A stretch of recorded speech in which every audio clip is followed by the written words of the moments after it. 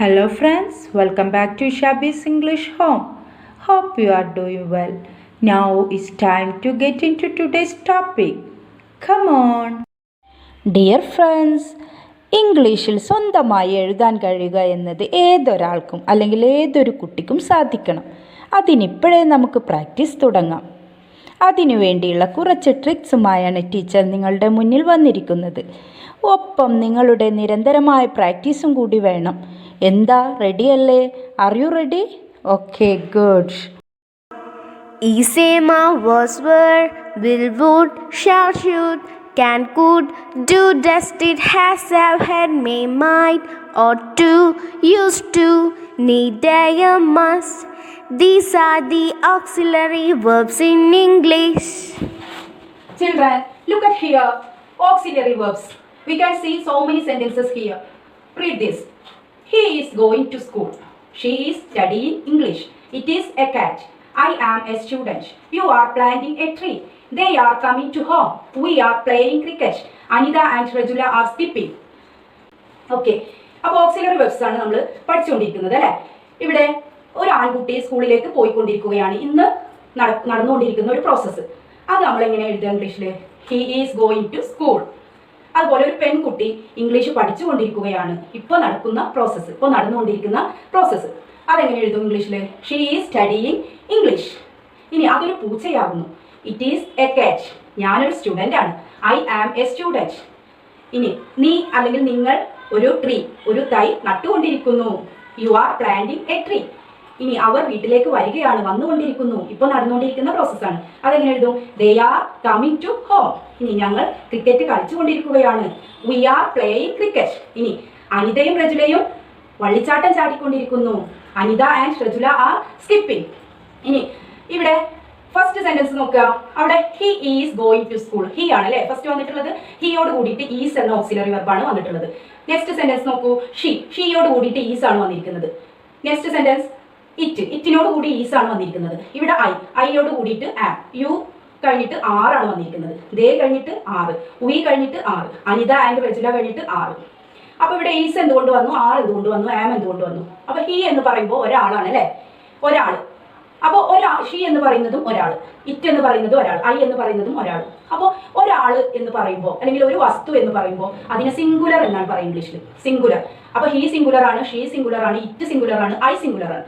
അപ്പോൾ ഈ singular subject ആയി വരുമ്പോൾ ഈ ഒരു സെന്റൻസിൽ ഫസ്റ്റ് കാണുന്ന വാക്കാണ് സബ്ജക്റ്റ് എന്ന് പറയുന്നത്. ഇവിടെ ഹി ആണ് സബ്ജക്റ്റ്, ഇവിടെ ഷീ ആണ് സബ്ജക്റ്റ്, ഇവിടെ ഇറ്റ് ആണ് സബ്ജക്റ്റ്, ഇവിടെ ഐ ആണ് സബ്ജക്റ്റ്. അപ്പോൾ സബ്ജക്റ്റ് സിംഗുലർ ആകുമ്പോൾ സിംഗുലർ സബ്ജക്റ്റിന്റെ കൂടെ വരുന്ന ഓക്സിലറി വെർബാണ് ഈസ്. അതുപോലെ ഷീ സിംഗുലർ സബ്ജക്റ്റ് ആണ്, അതുകൊണ്ട് ഈസ് വന്നു. ഇറ്റ് സിംഗുലർ ആണ്, ഈസ് വന്നു. ഐ സിംഗുലർ ആണ്, ഐക്ക് ഒരു പ്രത്യേക കേസാണ്, ആം ആണ് വരിക, ഈസ് ഉപയോഗിക്കില്ല. അതിന്റെ കൂടെ മാത്രം വരുന്ന ഒരു ഓക്സിലറി വെർബാണ് ആം. ഓക്കെ, ഇനി നെക്സ്റ്റ് സെന്റൻസ് നോക്കൂ. U are planting a tree. ഇവിടെ എല്ലാം ഓക്സിലറി വെർബ് ആറാണ് വന്നിട്ടുള്ളത്. എന്തുകൊണ്ടാണ് ആറ് വന്നിരിക്കുന്നത് എന്ന് നോക്കാം. യു എന്ന് പറയുമ്പോൾ നീ അല്ലെങ്കിൽ നിങ്ങൾ. യു സിംഗുലർ ആയിട്ടും വരും, പ്ലൂരൽ ആയിട്ടും വരും. രണ്ടായാലും ഓക്സിലറി വെർബ് ആറാണ് ഉപയോഗിക്കുക. യുവിന്റെ കൂടെ വരുന്ന ഓക്സിലറി വെർബ് ആറ്. അതായത് രണ്ടിൽ കൂടുതലോ വരുമ്പോഴാണ് ആറ് ഉപയോഗിക്കുക. ഇപ്പൊ ദേ എന്ന് പറയുമ്പോഴും രണ്ടിൽ കൂടുതൽ പേരുണ്ട് അല്ലെ, ഒരാളല്ല എന്തായാലും, രണ്ടിൽ കൂടുതൽ പേരുണ്ട്. അതുപോലെ വി ഞങ്ങൾ എന്ന് പറയുമ്പോൾ രണ്ടിൽ കൂടുതലോ ഉണ്ട്. ഇവിടെ അനിത ആൻഡ് റജുല ഒരാളല്ലല്ലോ, രണ്ടാളാണുള്ളത്. അപ്പോൾ ഒന്നിൽ കൂടുതൽ ആളുകൾ ഉള്ളിടത്ത് ആറാണ് ഉപയോഗിക്കുന്നത്. യു സ്പെഷ്യൽ കേസ് ആണ്, സിംഗുലർ ആയിട്ട് വന്നാലും ഒന്നിൽ കൂടുതലായിട്ട് വന്നാലും ആറ് തന്നെയാണ് ഉപയോഗിക്കുന്നത്. അപ്പോൾ ഈ you, they, we, Anitha and Rajula ഈ സബ്ജക്റ്റുകളുടെ പ്രത്യേകത എന്താ? ഒന്നിൽ കൂടുതൽ ആളുകളുണ്ട് അല്ലെ. അപ്പൊ ഇതിന് പ്ലൂരൽ എന്നാ പറയാ. പ്ലൂരൽ, ഒന്നിൽ കൂടുതൽ ആളുകൾ ഉണ്ടെങ്കിൽ ഇംഗ്ലീഷിൽ പ്ലൂരൽ എന്നാ പറയാ. അപ്പൊ ഇവിടെ സബ്ജക്റ്റ് യു പ്ലൂരൽ ആണ്, അതുപോലെ ദേ പ്ലൂരൽ ആണ്, വി പ്ലൂരൽ ആണ്, അനിത ആൻഡ് റജുല പ്ലൂരൽ ആണ് അല്ലെ. ഒന്നിൽ കൂടുതലുണ്ട്. യുവിന്റെ കേസ് പ്രത്യേക കേസാണ്, അതുകൊണ്ട് സിംഗുലർ ആയി വന്നാലും പ്ലൂരൽ ആയി വന്നാലും ആറാണ് ഉപയോഗിക്കുക എന്നുള്ളത് നമ്മൾ നേരത്തെ പറഞ്ഞു. അപ്പോൾ സബ്ജക്റ്റ് പ്ലൂരൽ ആയാൽ പ്ലൂരലിന്റെ കൂടെ ആറാണ് ഉപയോഗിക്കുന്നത്. ഇവിടെ സബ്ജക്റ്റ് യുവിന്റെ കൂടെ ആറ് ഉപയോഗിച്ചു. ഇവിടെ സബ്ജക്റ്റ് ദേ ആയതുകൊണ്ട് ആറ് വന്നു. വി ആർ, അതുപോലെ അനിത ആൻഡ് റജുല പ്ലൂരലാണ് സബ്ജക്റ്റ് അല്ലെ, ആറ് വന്നു. അപ്പൊ സബ്ജക്റ്റ് സിംഗുലർ ആവുമ്പോൾ അതിന്റെ കൂടെ ഈസ് വരും. ഐക്ക് പ്രത്യേക കേസാണ്, ആം ആണ് ഉപയോഗിക്കുക. അതുപോലെ you, they, we, Anitha and Rajula ഇവിടെ സബ്ജക്റ്റ് പ്ലൂരൽ ആയതുകൊണ്ട് ആറാണ് ഉപയോഗിക്കുന്നത്. യുവിന്റെ പ്രത്യേക കേസാണ്. സിംഗുലർ ആയിട്ട് വരുമ്പോഴും പ്ലൂരൽ ആയിട്ട് വരുമ്പോഴും ആറ് തന്നെയാണ് ഉപയോഗിക്കുക. അപ്പൊ ഇപ്പൊ നടന്നുകൊണ്ടിരിക്കുന്ന പ്രോസസ്സാണ് ഇത് മുഴുവൻ അല്ലെ. ഇപ്പൊ നടന്നുകൊണ്ടിരിക്കുന്ന പ്രോസസ്സിലാണ് ഈസും ആറും ആമും ഓക്സിലറി വെർബ്സ് ഉപയോഗിക്കുക. Okay children, look at here. ഇവിടെ കുറേ സെൻറ്റൻസ് ഉണ്ട്, നമ്മൾ സെൻറ്റൻസ് വായിച്ചു. ഇനി ഒരു സെൻറ്റൻസ് എന്താണ്, ആ സെൻറ്റൻസ് എഴുതുമ്പോൾ എന്തൊക്കെ കാര്യങ്ങൾ ശ്രദ്ധിക്കണം എന്നതിനെ കുറിച്ചാണ് ടീച്ചർ ഇവിടെ പറയാൻ പോകുന്നത്. ഇവിടെ ആദ്യത്തെ സെൻറ്റൻസ് വായിച്ച് നോക്കൂ. He is going to school അല്ലേ. അപ്പോൾ ഈ സെൻറ്റൻസിൽ കുറേ വേർഡ്സ് ഉണ്ട് അല്ലേ. ഹി ഒരു വേർഡാണ്, ഈസ് ഒരു വേർഡാണ്, ഗോയിങ് ഒരു വേർഡാണ്, ടു ഒരു വേർഡാണ്, സ്കൂൾ ഒരു വേർഡാണ്. ഇങ്ങനെ കുറേ വേർഡ്സ് ചേർന്നതാണ് ഒരു സെൻറ്റൻസ് എന്ന് പറയുന്നത്. അപ്പോൾ ആദ്യം തന്നെ നമുക്ക് എന്ത് ചെയ്യണം, ഓരോ വേർഡ് കഴിയുമ്പോഴും we have to put some gap ഇടേണ്ടതുണ്ട് കണ്ടോ. അപ്പോഴാണ് ആ സെൻറ്റൻസ് എഴുതി കഴിഞ്ഞാൽ ഒരു ഭംഗി ഉണ്ടാവുള്ളൂ, നീറ്റ്നെസ് ഉണ്ടാവുള്ളൂ. പിന്നെ ശ്രദ്ധിക്കേണ്ട കാര്യം, ഫസ്റ്റ് ലെറ്റർ നോക്കൂ. ഫസ്റ്റ് ലെറ്റർ എപ്പോഴും ക്യാപിറ്റൽ ലെറ്റർ ആയിരിക്കണം. ഇവിടെ എച്ച് ആണ് ക്യാപിറ്റൽ കണ്ടോ. ഫസ്റ്റ് ലെറ്റർ എച്ച് ആണ്, അതുകൊണ്ട് എച്ച് ക്യാപിറ്റൽ ലെറ്റർ ആയി. ഇവിടെ ഫസ്റ്റ് ലെറ്റർ എസ് ആണ്, എസ് ക്യാപിറ്റൽ ലെറ്റർ ആയി. ഇങ്ങനെ ഓരോ സെൻറ്റൻസ് നോക്കിയാലും അറിയാൻ പറ്റും ഫസ്റ്റ് ലെറ്റർ ക്യാപിറ്റൽ ലെറ്റർ ആണ്. ഇനി എന്താണ് ശ്രദ്ധിക്കേണ്ടത്, സെൻറ്റൻസിൻ്റെ അവസാനം ഫുൾ സ്റ്റോപ്പ് ഇടണം. അത് നിർബന്ധമാണ്. ഓരോ സെൻറ്റൻസ് നോക്കിയാലും നമുക്ക് കാണാൻ സാധിക്കും അവിടെ ഒരു ഫുൾ സ്റ്റോപ്പ് ഉണ്ട്, പോയിന്റ് ഇടണം, കുത്തിടണം. അപ്പോൾ ഒരു സെൻറ്റൻസ് തുടങ്ങുമ്പോൾ ഫസ്റ്റ് ലെറ്റർ ക്യാപിറ്റൽ ആയിരിക്കണം, ലാസ്റ്റ് ഫുൾ സ്റ്റോപ്പ് ഇടണം, വേർഡ്സ് ഓരോ വേർഡ്സിനിടയിലും ഗ്യാപ്പ് ഇടണം. ഇതൊക്കെയാണ് ഒരു സെൻറ്റൻസ് എഴുതുമ്പോൾ ശ്രദ്ധിക്കാനുള്ളത്. പിന്നെ വേറെ എന്താ ശ്രദ്ധിക്കാനുള്ളത്, ഇവിടെ നോക്കൂ, അനിത ആൻഡ് റജുല അല്ലേ. അനിതയും റജുലയും കൂടി ചേർത്തിരിക്കുന്നതാണ് ആൻഡ്. അനിതയും റജുലയും. അപ്പോൾ ഇവിടെ രണ്ടാളുണ്ട് അല്ലേ. അപ്പോൾ അനിത, ഒരാൾ അനിതയാണ്. അനിതയിലെ എ ഫസ്റ്റ് ലെറ്റർ ആയതുകൊണ്ട് ക്യാപിറ്റൽ ലെറ്റർ ഇട്ടു. ഇനി ഇവിടെ നിങ്ങൾ സംശയിക്കുന്നുണ്ടാവും, ഇത് സെൻറ്റൻസിൻ്റെ ഇടയിലാണല്ലോ, ഇടയിൽ ക്യാപിറ്റൽ ലെറ്റർ വരാൻ പാടില്ലല്ലോ എന്ന് ചിന്തിക്കുന്നുണ്ടാവും. പക്ഷേ റജുല എന്ന് പറയുമ്പോൾ ഒരു പേരാണ്. പേരാവുമ്പോൾ ഫസ്റ്റ് ലെറ്റർ എപ്പോഴും ക്യാപിറ്റൽ ലെറ്റർ ഉപയോഗിക്കണം. അത് സെൻറ്റൻസിൻ്റെ ഇടയിലായാലും നമ്മൾ ശ്രദ്ധിക്കണം, ഫസ്റ്റ് ലെറ്റർ, പേരിൻ്റെ ഫസ്റ്റ് ലെറ്റർ എപ്പോഴും ക്യാപിറ്റൽ ലെറ്റർ ആയിരിക്കണം. അതുപോലെ തന്നെ പ്ലേസ്, സ്ഥലപ്പേര് വരുമ്പോഴും നമ്മൾ ഫസ്റ്റ് ലെറ്റർ ക്യാപിറ്റൽ ലെറ്റർ ആണ് എഴുതേണ്ടത്. ഇപ്പോൾ പൊന്നാനി അല്ലേ, കോഴിക്കോട്, കണ്ണൂര്, കുന്നംകുളം, ഈ സ്ഥലങ്ങളുടെ പേര് വരുമ്പോൾ ഫസ്റ്റ് ലെറ്റർ എപ്പോഴും ക്യാപിറ്റൽ ലെറ്റർ ആയിരിക്കണം. അത് സെൻറ്റൻസിൻ്റെ ഇടയിലായാലും ക്യാപിറ്റൽ ലെറ്റർ കൊടുക്കേണ്ടത് നിർബന്ധമാണ്. അപ്പോൾ ഇത്രയും കാര്യങ്ങളാണ് നമ്മൾ സെൻറ്റൻസ് എഴുതുമ്പോൾ ശ്രദ്ധിക്കേണ്ടത്. ഇനി ഓരോ വാക്കും എഴുതേണ്ടത് എങ്ങനെയാണ്, ഓരോ അക്ഷരങ്ങളും എഴുതേണ്ടത് എങ്ങനെയാണെന്ന് നമുക്കിത് ശ്രദ്ധിച്ചാൽ അറിയാം. എല്ലാ അക്ഷരങ്ങളും, എല്ലാ ലെറ്റേഴ്സും ഒരുപോലെ അല്ല അല്ലേ. ഇങ്ങനെ വലുതാക്കി എഴുതുന്ന അക്ഷരങ്ങളുണ്ട് അല്ലേ, ഇങ്ങനെ ചെറുതാക്കി എഴുതുന്ന അക്ഷരങ്ങളുണ്ട്, അടിയിലേക്ക് പോകുന്ന അക്ഷരങ്ങളുണ്ട് അല്ലേ, മുകളിൽ നിന്ന് എടുത്ത് എഴുതുന്ന അക്ഷരങ്ങളുണ്ട്. അപ്പോൾ ഈ എല്ലാ ലെറ്റേഴ്സും ഒരുപോലെയല്ല, ഓരോ ലെറ്ററിനും ഓരോ സൈസാണ് അല്ലേ. ഇനി അത് ടീച്ചർ ഒരു ക്ലാസ്സിൽ 4 ലൈൻ നോട്ട് വെച്ചിട്ട് എങ്ങനെയാണ് ഇംഗ്ലീഷിൽ ലെറ്റേഴ്സ് എഴുതുന്നതിനെ കുറിച്ചിട്ട് ഒരു ക്ലാസ് എടുക്കുന്നതാണ്. ഇപ്പോൾ നമ്മൾ ഈ കാര്യങ്ങൾ ശ്രദ്ധിക്കും. ഒരു സെൻറ്റൻസ് എഴുതുമ്പോൾ എന്തൊക്കെ ശ്രദ്ധിക്കണം, എങ്ങനെയൊക്കെയാണ് എഴുതേണ്ടത് എന്നൊക്കെയുള്ളത് നമ്മളിപ്പോൾ മനസ്സിലാക്കി കഴിഞ്ഞു. ഓക്കെ, അപ്പോൾ ഈസ്, ആം, ആർ എന്നീ 3 ഓക്സിലറി വെർബ്സിൻ്റെ ഉപയോഗം നമ്മൾ പഠിച്ചു കഴിഞ്ഞു. ഇനി വാസ്, വേർ ഈ 2 ഓക്സിലറി വെർബ്സ് എങ്ങനെ വരുന്നു, എപ്പോഴാണ് വരുന്നത് എന്നുള്ളതിനെ കുറിച്ചിട്ടാണ് നമ്മൾ പഠിക്കാൻ പോകുന്നത്. He was going to school, അതായത് ഒരു ആൺകുട്ടി സ്കൂളിലേക്ക് പോവുകയായിരുന്നു അല്ലേ. ഇന്ന് നടന്നുകൊണ്ടിരിക്കുന്ന പ്രോസസ്സല്ല, ഇന്നലെ നടന്നുകൊണ്ടിരുന്ന ഒരു പ്രോസസ്സാണ് ഇപ്പോൾ പറയുന്നത്. അപ്പോൾ ആൺകുട്ടി, അവൻ സ്കൂളിലേക്ക് പോവുകയായിരുന്നു. ഇനി അവൾ ഇംഗ്ലീഷ് പഠിച്ചുകൊണ്ടിരിക്കുകയായിരുന്നു. ഇപ്പോൾ നടന്ന പ്രോസസ്സല്ല പറയുന്നത്, പഠിച്ചുകൊണ്ടിരിക്കുകയായിരുന്നു. She was studying English. ഇനി അതൊരു പൂച്ചയായിരുന്നു അല്ലേ, ഇന്നലെ കണ്ടത് ഒരു പൂച്ചയായിരുന്നു. എങ്ങനെ പറയും, ഇറ്റ് വാസ് എ കാറ്റ്. ഇനി ഞാനൊരു സ്റ്റുഡൻ്റ് ആയിരുന്നു. ഇപ്പോൾ സ്റ്റുഡൻ്റ് അല്ല, ഇപ്പോൾ എനിക്ക് ജോലിയൊക്കെ കിട്ടി അല്ലേ, ഇപ്പോൾ ടീച്ചറാണ്. ആദ്യം ഞാനൊരു സ്റ്റുഡൻ്റ് ആയിരുന്നു അല്ലേ, കഴിഞ്ഞു പോയ കാലത്ത് ഞാനൊരു സ്റ്റുഡൻ്റ് ആയിരുന്നു എന്ന് പറയുന്നത് ഐ വാസ് എ സ്റ്റുഡൻറ്റ്. ഇനി നിങ്ങൾ ട്രീ നടുകയായിരുന്നു എന്നെങ്ങനെ പറയും, you were planting a tree. ഇനി അവർ വീട്ടിലേക്ക് വരികയായിരുന്നു, they were coming to home. ഞങ്ങൾ ക്രിക്കറ്റ് കളിച്ചുകൊണ്ടിരിക്കുകയായിരുന്നു, വി വർ പ്ലേയിങ് ക്രിക്കറ്റ്. അനിതയും റജുലയും സ്കിപ്പിംഗ് ചെയ്യുകയായിരുന്നു, Anitha and Rajula were skipping. അപ്പോൾ ഇതിൽ നിന്ന് ഈ സെൻറ്റൻസുകളിൽ നിന്നും നമുക്ക് മനസ്സിലാക്കാം ഇതിപ്പോൾ നടന്നുകൊണ്ടിരിക്കുന്നതല്ല അല്ലേ, കഴിഞ്ഞ ദിവസങ്ങളിൽ നടന്നൊരു കാര്യമാണ് ഇവിടെ പറയുന്നത്. അപ്പോൾ ഇന്ന് നടന്നുകൊണ്ടിരിക്കുന്ന പ്രോസസ്സ് അല്ല ഇത്. അപ്പോൾ അങ്ങനെയുള്ള സന്ദർഭങ്ങളിലാണ് വാസ്, വേർ ഉപയോഗിക്കുന്നത്. ഇനി വാസ് സിംഗുലറിൻ്റെ കൂടെയാണ് ഉപയോഗിക്കുന്നതെന്ന് മനസ്സിലാക്കാൻ പറ്റും. വേർ ഉപയോഗിക്കുന്നത് പ്ലൂരലിൻ്റെ കൂടെയാണെന്ന് നമുക്കിവിടെ മനസ്സിലാക്കും. സിംഗുലർ എന്താ, പ്ലൂരൽ എന്താണെന്ന് നമ്മൾ പറഞ്ഞു കഴിഞ്ഞു, ഈ ടീച്ചർ പറയേണ്ട ആവശ്യമില്ല. അപ്പോൾ ഇനി അടുത്തയിലേക്ക് കിടക്കാം. ഓക്കെ, സോ ചിൽഡ്രൻ, ഇനി നമുക്ക് വിൽ, വുഡ് ഈ ഓക്സിലറി വെർബ്സ് ഏതൊക്കെ സന്ദർഭത്തിൽ ഉപയോഗിക്കുന്നു എന്ന് മനസ്സിലാക്കാം. He will go to school, അവൻ സ്കൂളിലേക്ക് പോകും അല്ലേ. അവൻ സ്കൂളിലേക്ക് എന്തായാലും പോകും. ഒരു സ്ട്രോങ് ഡിസിഷനാണ്, ശക്തമായ ഒരു തീരുമാനമാണ്. അപ്പോൾ ശക്തമായ തീരുമാനങ്ങൾ പറയുന്ന അവസരത്തിൽ നമ്മൾ വിൽ എന്ന ഓക്സിലറി വെർബ് ഉപയോഗിക്കും. He will go to school, അവൻ സ്കൂളിലേക്ക് പോകും. ഷീ വിൽ സ്റ്റഡി ഇംഗ്ലീഷ്, അവൾ ഇംഗ്ലീഷ് പഠിക്കും. ഐ വിൽ ഹെൽപ്പ് ഹർ, ഞാൻ അവളെ സഹായിക്കും. യു വിൽ ഡു ഇറ്റ്, നീ അത് ചെയ്യണം, അല്ലെങ്കിൽ നിങ്ങളത് ചെയ്യണം, ചെയ്തേ പറ്റൂ. ഇവിടെയൊക്കെ സ്ട്രോങ് ഡിസിഷനാണ് അല്ലേ, ഉറച്ചൊരു തീരുമാനമാണ്. അപ്പോൾ ഉറച്ചൊരു സ്ട്രോങ് ഡിസിഷൻ പറയുമ്പോൾ ആ സന്ദർഭത്തിൽ ഉപയോഗിക്കുന്ന ഓക്സിലറി വെർബാണ് വിൽ അല്ലേ. ഞാനത് ചെയ്യും, ഞാൻ അവളെ സഹായിക്കും, ഞാൻ ഇംഗ്ലീഷ് പഠിക്കും എന്നൊക്കെ പറയുമ്പോൾ. Will you buy my cycle, ഇതൊരു ക്വസ്റ്റ്യൻ ആണ് അല്ലേ. വില്ല് ആദ്യത്തിൽ വരുമ്പോൾ ആ സെൻറ്റൻസ് ക്വസ്റ്റ്യനായി. ക്വസ്റ്റ്യൻ്റെ അവസാനം ഫുൾ സ്റ്റോപ്പിനും പകരം നമ്മൾ ക്വസ്റ്റ്യൻ മാർക്കാണ് ഉണ്ടാകുന്നത്. നിങ്ങൾ കണ്ടിട്ടുണ്ടാവും. ക്വസ്റ്റ്യൻ, ഏതൊരു ക്വസ്റ്റ്യൻ ആയാലും അവസാനം ക്വസ്റ്റ്യൻ മാർക്ക് ഉണ്ടാവും. Put question mark. Will you buy my cycle? എൻ്റെ സൈക്കിൾ നീ വാങ്ങുമോ? അല്ലേ, ചോദിക്കൽ, റിക്വസ്റ്റ്. നീ വാങ്ങുമോ? റിക്വസ്റ്റ് ആയിട്ട് നമ്മളൊരു ചോദ്യം ചോദിക്കുമ്പോൾ, ഒരു അപേക്ഷാ സ്വരത്തിൽ നമ്മളൊരു ചോദ്യം ഒരാളോട് ചോദിക്കുമ്പോൾ ഫസ്റ്റിൽ വില്ല് ചേർക്കും. Will you buy my cycle? എൻ്റെ സൈക്കിളൊന്ന് നീ വാങ്ങിക്കുമോ? അല്ലേ, റിക്വസ്റ്റ് ആണ്, അത് അപേക്ഷയാണ്. ഇനി വുഡ് എങ്ങനെയാണ് ഉപയോഗിക്കേണ്ടത്? They would come to home. They would come to home. ഒരു ആഗ്രഹം പ്രകടിപ്പിക്കുമ്പോൾ അവര് നമ്മുടെ വീട്ടിലേക്ക് വന്നേക്കാം, അല്ലേ, അവര് നമ്മുടെ വീട്ടിലേക്ക് വന്നേക്കാം, വീട്ടിലേക്ക് വരണം എന്നുള്ള ഒരു ആഗ്രഹം ആണ് അവിടെ കാണിക്കുന്നത്, അല്ലേ. എക്സ്പ്രസ് വില്ലിങ്നെസ്, നമ്മുടെ ഒരു ആഗ്രഹം എക്സ്പ്രസ് ചെയ്യണം, പ്രകടിപ്പിക്കണം. They would come to home, അവർ വീട്ടിലേക്ക് വന്നേക്കാം.